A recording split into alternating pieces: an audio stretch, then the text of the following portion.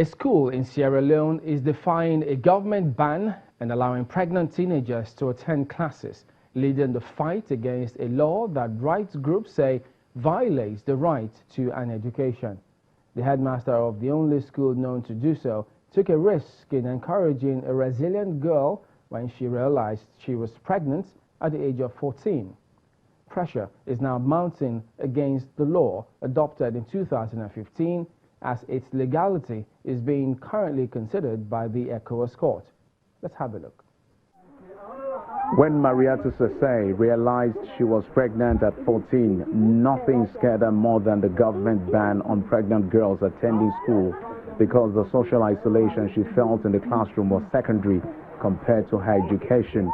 But she was determined to brave the odds, choosing to continue going to school regardless of the law and constant ridicule from her classmates. Still, I want the school.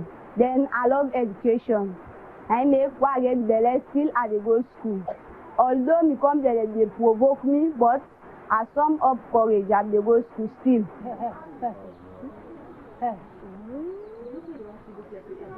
They call me name, they say Mariatu. You don't get belly. Then they laugh me, they draw me uniform there. But still no more, I accept for go to school. Now in Ethiopia, we say the father is here. Moved by Sese's resolve, the school principal defied the law, risking his career and becoming a figure in the fight against a rule that rights groups say stigmatizes teenage pregnancy. I was first afraid because of I don't want to lose my job, because I don't want to. I've seen that I've violated the law of the government, because the minister who said this, that she ban children who are pregnant. But in time to come, because of the persistence of that girl coming to school, whether the committee disturbed her or not, coming to school continuously, so I have that passion. I have that feeling that this girl should not go away. This girl should stay because the girl is willing to come to school. The government insists that allowing pregnant girls to attend regular schools could have negative implications, such as exposure to ridicule and encouraging others to get pregnant. Its way of dealing with the problem was creating part-time centers for such students. The ban was adopted in 2015 following rising cases of teenage pregnancy and a surge in sexual violation by men taking advantage of vulnerable children. Now when coming to school, some of these boys, they have these bikes, Hondas. They give them lift to come to school. Some of these boys, they don't do anything for nothing. They act in kind or other things, in sex in return.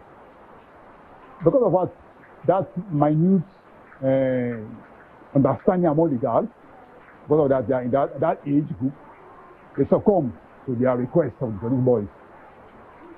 After some time, they fall victim, become pregnant, and they go away from school. In Sierra Leone, the ban is deemed as changing the lives of many girls. One 14-year-old in the capital, Freetown, who was kicked out of school and her parents' home last September after becoming pregnant, is hoping ECOWAS will overturn the ban so she can study and become a journalist. I'm away from my stay, not to get pregnant, that means to stay in London. London education and not for a drop out. It's just that anybody in this world is liable to make mistakes.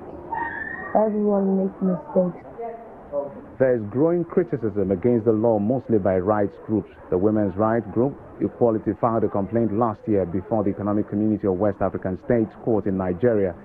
The court had argument last month and is expected to rule in November, a ruling many girls are waiting for with bated breath. We're confident that the case we have in front of the ECOWAS court will be a successful one because of a number of key reasons. One is just the evidence of how many girls are affected by this and how discriminatory it is against these girls. Secondly, the law itself in Sierra Leone. This policy is inconsistent with the Constitution of Sierra Leone. It's very clear. And also, it is about Sierra Leone's commitments under international law and international justice. And we believe that the case summarizes all of these things very clearly. And we think that the ECOWAS courts powerful role in favor of the girls and in favor of activists like us who have called for the elimination of this ban. Sese believes education is very important and the only way the people can get empowered. She expects the government to lift the ban, but remains skeptical that much will change with regard to the stigma that girls who get pregnant during their school years face.